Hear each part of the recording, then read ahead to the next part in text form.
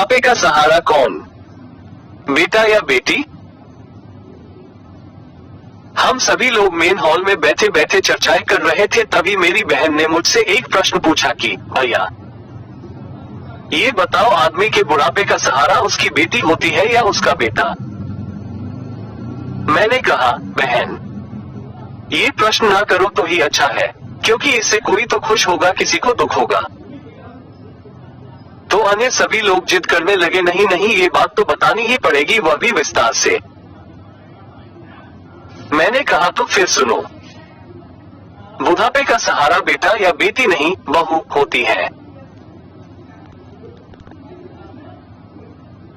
जैसा कि लोगों से अक्सर सुनते आए हैं कि बेटा या बेटी बुढ़ापे की लाठी होती है, इसलिए लोग अपने जीवन में एक बेटा एवं बेटी की कामना जरूर रखते हैं ताकि बुढ़ापा अच्छे से कटे।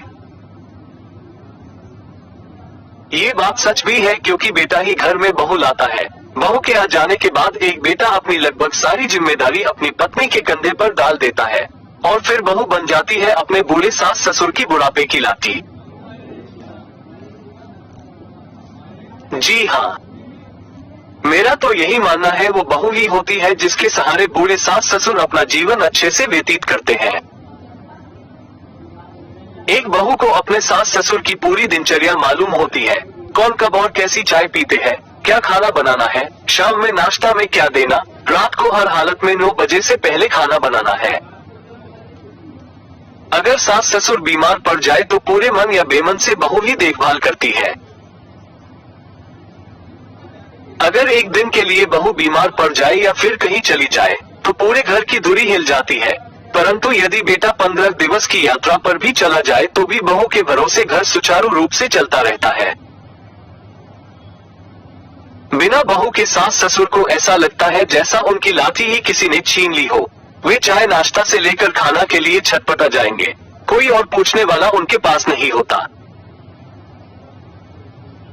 क्योंकि बेटे के पास समय नहीं है। और अगर बेटे को समय मिल जाए भी तो वो कुछ नहीं कर पाएगा, क्योंकि उसे ये मालूम ही नहीं है कि माँ बाबूजी को सुबह से रात तक क्या क्या देना है, क्योंकि बेटे के चंद सवाल है और उसकी जिम्मेदारी खत्म। जैसे माँ बाबूजी ने खाना खा लिया, चाय पी लिए, नाश्ता कर लिए, लेकिन कभी भी ये जानने की कोशिश नहीं करते कि वे क्या खाते हैं, कैसी चाय पीते हैं। ये लगभग सभी घरों की कहानी है। मैंने तो अधिकतर ऐसी बहुएं देखी है जो अपनी सास की बीमारी में तन मन से सेवा करती हैं। इसलिए मेरा मानना है कि बहू ही होती है बुढ़ापे की असली लाठी। लेकिन एक बात और सच है, और सास ससुर को भी मेरा राजा बेटा, मेरी रानी बेटी की रट छोड़ मेरी अच्छी बहू रानी की रट भी लगा लेनी चाहिए।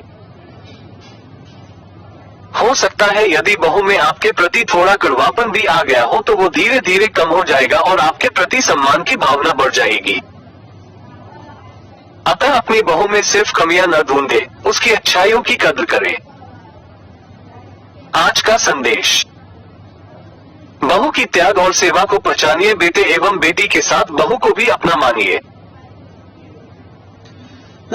मेरी बेटी मेरा अभिमान, मेरा बेटा मेरा अभिमान तो सही है।